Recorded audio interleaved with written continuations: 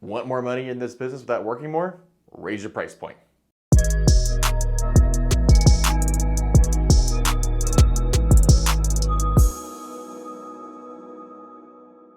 Hey guys, I'm Zach Sykes at Homestead & Co. I want to chat to you a little bit today about how to raise your price point. What do we need to do to raise that price point up? You know, one of my favorite ways to make more money in real estate is, without working so much harder, is to raise that price point. So what do? So I want to share a couple of things that worked really well for me and share a couple of things that have worked well for our agents that we have that have applied these steps, these strategies to really raise their price point, make more money without having to work as much more. So the first strategy that we use, the one I recommend for newer agents or agents that are still trying to get their book of business filled up, is to fill their calendar up first.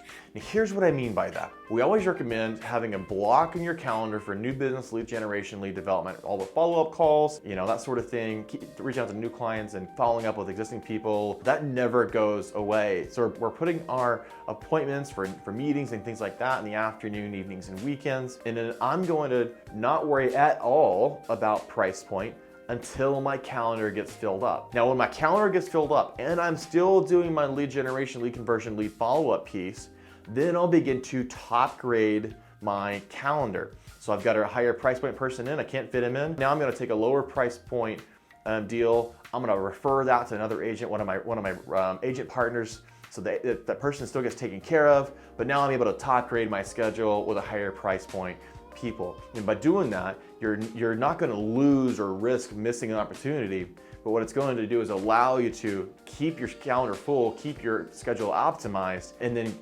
continue to raise that price point as we go. Guys, one of the big keys with this is make sure that you actually have somebody to replace on your calendar before you delegate the lower price point out or partner with another agent on the lower price point one. Don't delegate first and then have an open hole in your calendar. That's where people get into trouble when they're trying to raise their price point.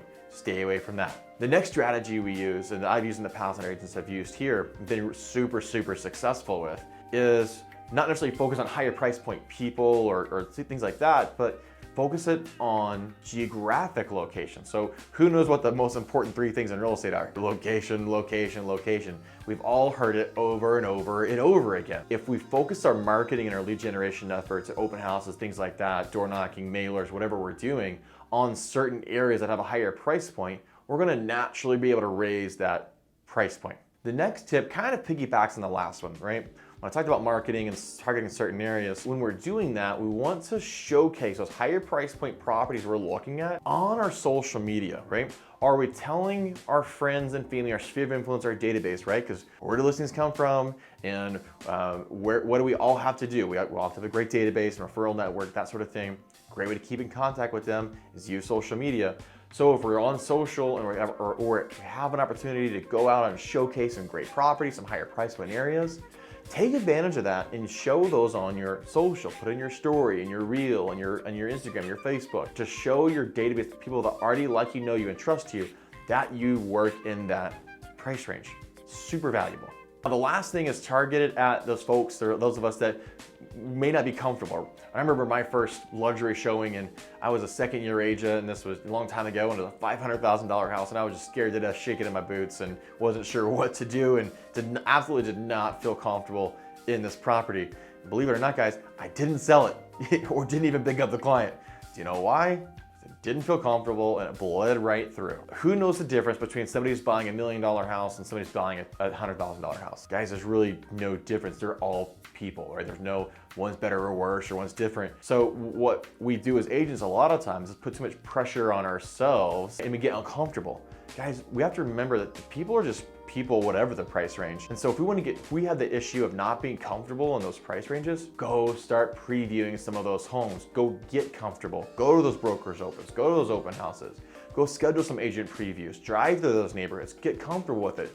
Start learning the market and the numbers, talking to the neighbors, and get as much experience in the real world walking through those properties as you possibly can.